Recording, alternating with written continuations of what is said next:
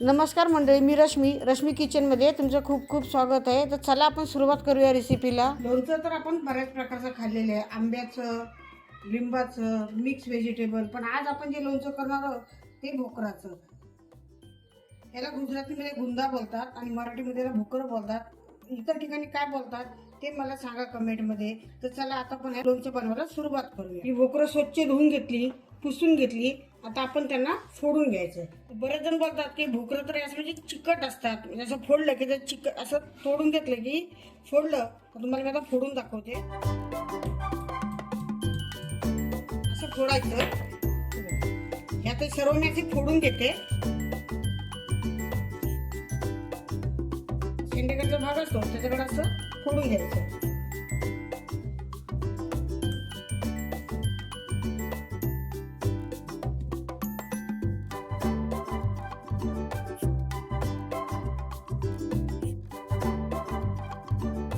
आता आपण थोडे असं बाजूला मीठ टाकून घ्यायचं। मिठामध्ये असा हात बोळायचा आहे बघा, असं मीठ घ्यायचं हाताला आणि मग हे जे बिया असतात त्या काढायच्या, म्हणजे आपल्या हाताला बिलकुल चिकटपणा लागत नाही किंवा बी चिटकत नाही। हे बघा, आणि या भोकरच्या बिया म्हणजे खूप चिकट असतं हे। तर असं प्रत्येक वेळेला मीठ हाताला चोळायचं आणि आतली बी काढून घ्यायची, म्हणजे बी हाताला चिटकत नाही। ही टीप खूप महत्वाची आहे, कारण जेव्हा आपण बिया काढायला जातो त्या बिया एकदम हात चिकट होतात आणि बिया काढून होत नाही। तर काय करायचं, त्यावेळेला असं मीठ घ्यायचं, प्रत्येक वेळेला हाताला असं मीठ चोळायचं आणि बी काढायची। बी काढताना भोकरं बघायची आतमध्ये चांगली आहेत की कशी आहेत ते। बऱ्याच वेळेला भोकरं आतून काळी निघतात, हे पहा अशी काळी निघतात। तर बघून बी काढताना आतमध्ये बघून घ्यायचं की भोकरं कशी आहेत।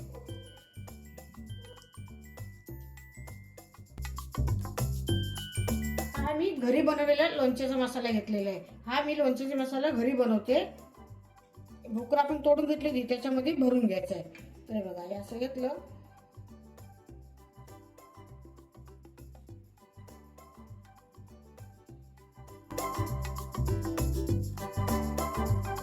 एकदम असं भरून घ्यायचं। ह्याच्यामध्ये ठेवून देते भरलेली भोकरं।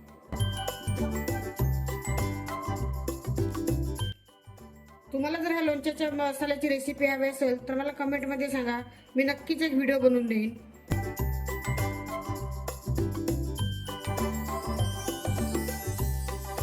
हा घरगुती लोणच्याचा मसाला हे भोकराचं लोणचं बनवतो तेव्हा किंवा आंब्याचं पण लोणचं बनवतो वर्षभरासाठी ठेवतो त्यासाठी वापरतात।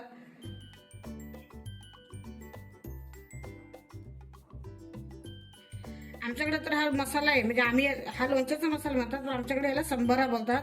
हा आम्ही आपण कसं लसणाची चटणी खातो तसं आम्ही थेपल्याबरोबर, बाजरीच्या भाकरीबरोबर, दह्यासोबत असं मिक्स करायचं आणि खायचं। हा आमच्याकडे वर्षभर असतो।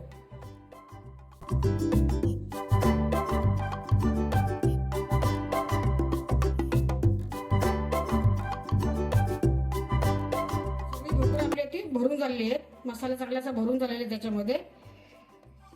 आता आपण एका बाजूला तेल गरम करत ठेवणार। थोडासा मसाला उरलाय, तुम्ही असा वरतून टाकून घ्यायचे।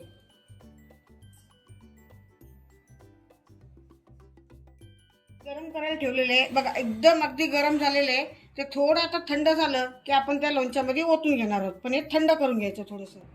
आता तेल जे आपण गरम करून घेतलं होतं ते याच्यामध्ये मी ओतून घेते। जेवढं पाहिजे तेवढंच तेल ओतून घ्यायचं। हे मी लोणचं मिक्स केलेलं आहे ते मी या बाउलमध्ये काढून घेते।